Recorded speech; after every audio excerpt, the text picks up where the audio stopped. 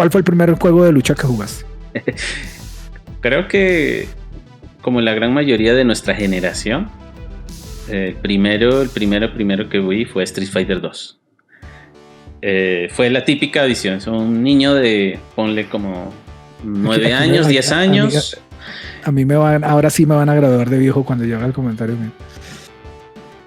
Me acuerdo que estaba yendo para comprar unas cosas y la típica, veo una máquina blanca con Ryu a un lado, Ken al otro y un grupo de chicos ahí escuchando el Hadouken. Cuando me acerco y veo, pues era el intro, o sea, solamente habían unos niños que estaban ahí supuestamente jugando porque no tenían la plata, pero hacían la mímica como jugando mientras estaba pasando el intro de presentación del juego. En eso de que se ve a Ryu así como moviéndose en 3D, todo eso me impactó tanto ver ese personaje. Y después el otro, que es la típica, ¿no? La escena en la que está un tipo rubio con uno morenito y le mete el puñetazo y se va hacia arriba de la pantalla, ¿no? Entonces, esa es la intro del primer Street Fighter 2, porque hubo miles de... Sí, fueron un montón de cambios, de reediciones que... Y ese fue como, podría decir que el primero que vi en consola, o sea, ni siquiera en consola, en maquinita, la típica maquinita, ¿no? Sí. ¿Y la tuya? ¿Cuál fue? Ahora sí, vamos a... Esto lo voy a poner en color sepia. Por favor. En mis tiempos, cuando se jugaba la Nintendo Entertainment System, el primer videojuego de pelea que yo jugué fue EA Air Kung Fu. Es un juego viejísimo, que tenía como algo de la filosofía de lo que después vinieron a hacer los juegos de pelea. Pero pues nada que ver.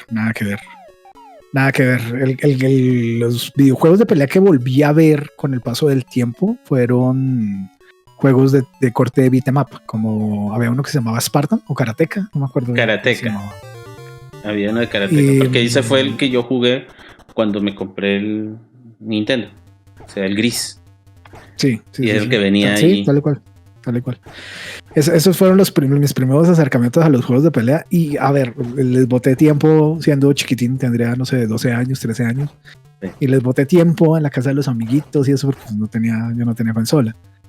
Y me enamoré como a medias, ¿no? O sea, me enamoré como, y qué bacano como se siente, pero qué feo que se ve. Y se me hacía que le faltaban cosas, le faltaban muchas cosas. Air Kung Fu tenía, por ejemplo, una particularidad que tu personaje saltaba, tú lo hacías saltar contra un lateral de la pantalla, sí, y el muñequito se devolvía, o sea, hacía como un salto de ping, ping, o sea, hacía un rebote todo raro. Y había cosas que se sentían raras en ese juego, hasta que vine a conocer con los años, mucho tiempo después, Street Fighter 2, que fue un boom en los 90s. Más o menos yo lo vine a conocer como en el 94, 95, ya llevaría como unos 3, 4 años andando el juego ya en forma. No, yo lo conocí y... ese es del 94, no, ese es de antes, ¿no? Porque no, es que como el 91. Porque yo creo que Street Fighter 1 creo que es del 80 y... Debe ser como del 85 al 80 y... Porque yo me acuerdo que fue de los últimos juegos que yo jugué antes de venir aquí a Colombia. Yo lo jugaba cuando estaba en Perú todavía, y eso fue más o menos, habrá sido entre el 91 y 92, por ahí. Street Fighter 1 es de 1987. Y Street Fighter 2 debe ser como del 92, más o menos. Así te digo exactamente de qué año es eso. Del 91. Sí, entonces... 1991. Porque es que yo cuando lo vi, la máquina estaba nueva. O sea, era como que... recién puestecita. No había mucho en ese lugar, como que... No había mucho revuelo porque pues la gente no sabía qué era. O sea, como que lo veían todo como una novedad, ¿no? Y los niños, la típica, los niños así como que, ¿qué es esto? Me acuerdo que habían otros chicos todos grandotes jugándolos. Y no falta el niño ahí trepado así, como mirándolos, como diciendo, a ver, ¿qué están haciendo? Y lo sacaban como de una pata de quítese que no me deja presionar los botones. Sí, es cierto, es cierto. Yo probablemente sería uno, probablemente estuve en las dos, probablemente no, sé que estuve en las dos. En los dos puntos de vista. En esas dos situaciones, sí. Sí. No, Street Fighter 2 yo creo que marcó un antes y un después para los juegos de pelea en general, yo creo. Para mí, lo que más me enamoró fue la definición de los gráficos, clarísimamente. Que se veían los personajes grandes, a full color, con esos movimientos como tan precisos, como tan... Era un juego muy bien programado, considerando el año. O sea, bien programado me refiero a que, dadas las limitaciones técnicas del hardware y el software que había en esa época, es un juego que se deja jugar muy bien incluso a día de hoy. Hoy sigue habiendo comunidades que siguen haciendo torneos de Street Fighter 2 o Street Fighter 2 Turbo o el Super 2, porque fueron juegos que marcaron tendencia, y yo creo que lo pusieron todo en orden para que arrancara el género ya en forma como lo conocemos hoy en día. Chistoso porque digamos que a mí Street Fighter 2, ese que lo vi, me hizo un daño porque yo después entré al Nintendo y los juegos de Nintendo no se ven como el Neo Geo. O bueno, como estaban en esos aparatos. Pues era una placa, una placa CPS-1, si no estoy mal, que era la Capcom Standard Specials, que no me acuerdo. Capcom no me acuerdo. Sí, de esos detalles sí no me acuerdo. Y claro, cuando dije, bueno, me compré el aparato, voy a ver esas imágenes en mí. Y no, pues era el típico muñequito así, de Kung Fu. Bueno, el de Kung Fu, que era como un personaje calvito. No sé si te acuerdas de ese. Sí, claro. Y el de... Incluso creo que había unos de Dragon Ball en esa época. Muy feos. Pero era lo que había para esas consolas. Y yo decía, pero ¿por qué no se ve como el que se ve en la tienda? Yo no sabía en ese momento pues que habían diferentes formatos y que eso solamente se podía ver en esos aparatos y cosas, ¿no? Sí. Ya después, cuando pasé al Super Nintendo, que pude jugar ya el Street Fighter, ¿sí? Y de ahí empecé a ver ya los otros juegos de lucha que había, que era el Fatal Fury. Pero no de hecho, la anécdota, dato, yo creo que todo el mundo lo conoce, pero vale la pena resaltarlo. Fatal Fury es un hijo bastardo de Street Fighter 2. Sí. Porque muchos de los programadores que trabajaron en Street Fighter 2 originalmente se fueron de Capcom y se fueron a montar su negocio aparte, sus juegos de azar y mujerzuelas para otro lado. Y mujerzuelas. Y terminaron terminaron gestando Fatal Fury 2, que terminó siendo como la recolección de todas las ideas que no pudieron implementar para Street Fighter 2. Terminaron montándolas en Fatal Fury. Sí, porque hay personajes hay otros personajes que son supremamente copias. Ese juego al que te refieres es Art of Fighting. Es otra saga diferente. Entonces los confundí. Porque Art of Fighting, ahí aparecía Roberto con el otro, y eso sí siempre, y decía, este es Ryu. Es un Ryu y Ken. Ryu y Ken, pero de otra saga. De otra. No, tal y cual. De hecho, con los años, Capcom terminó haciéndole mamadera de gallo a Robert García. Sí. Porque hicieron un personaje que se llamaba Dan Hibiki en Street Fighter Alpha. Ajá. Sí, que tiene la misma coletica y el rosadito. Y es una mamadera. Es un troll. Es una parodia, es un troll directo. Que hicieron como por... Ahí yo creo que está el punto de quiebre y de la cosa rica que pasó en los 90, y es que hubo muchos caminos que recorrer con los juegos de pelea, y cada empresa le empezó a meter su toquecito. Allá empieza a ver, en la década de los 90 tuvimos la creación y la llegada al mainstream de títulos de sagas importantísimas como Street Fighter, que la acabamos de mencionar por el lado de Capcom. Está Art of Fighting y Fatal Fury por el lado de SNK. Está Mortal Kombat en esa época de Acclaim. Tenemos a Killer Instinct en la época del Super Nintendo, aunque salió también en máquina en arcade. Sí.